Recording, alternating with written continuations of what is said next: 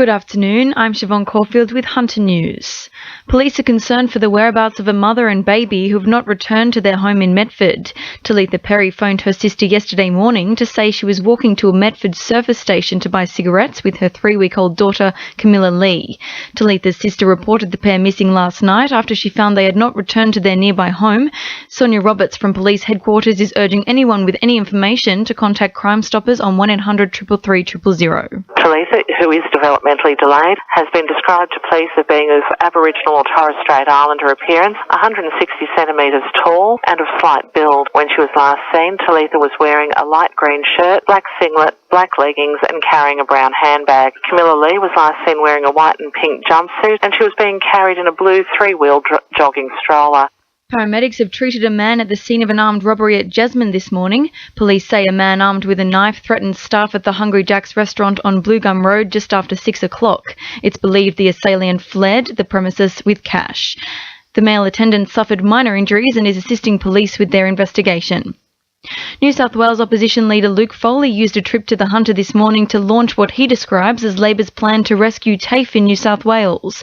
If elected to government, Labor promises to abolish the Baird government's smart and skilled privatisation program, reverse fee hikes to 2014 levels and cap public funding to private vocational providers to 30%.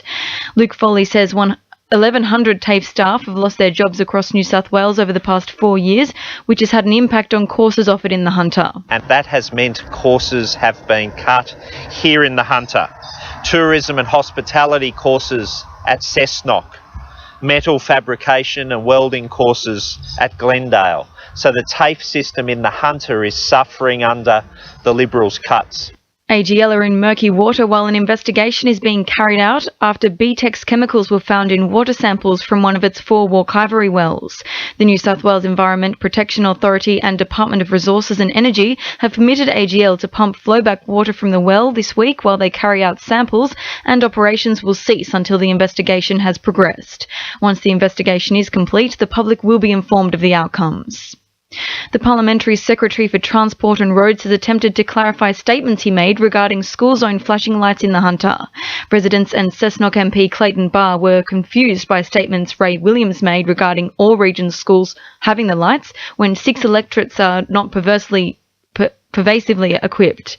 Mr Williams says Hunter electorates which have not received the signage will reach the standard by the end of 2015. We announced last week when I visited the 3 electorates of Charlestown, Newcastle and Maitland that all of those 3 electorates within the Hunter now had every school equipped with flashing lights, and that we were delighted to be able to deliver that. Newcastle Trades Hall is today helping residents understand the changes to Medicare. Starting at 11 this morning, several speakers gathered with Trades Hall members to discuss issues such as the GP co-payment.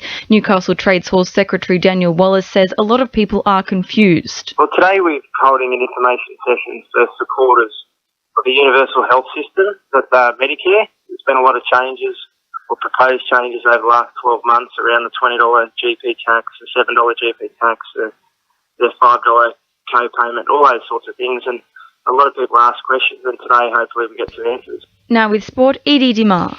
The Newcastle Knights could be without young gun Sione Matatawi for up to 10 weeks after he suffered an ankle injury in the Auckland Nines over the weekend.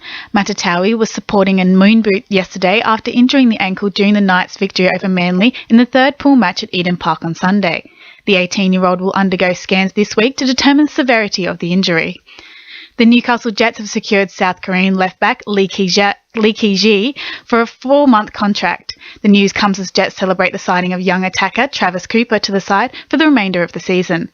Cooper is intended to be utilised as replacement for injured winger James Virgili, who suffered an ankle injury in January, sidelining him for 2 to 3 months.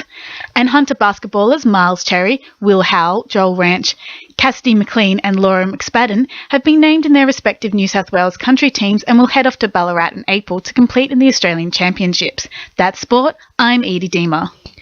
To NURFM News Time is 10 past 2.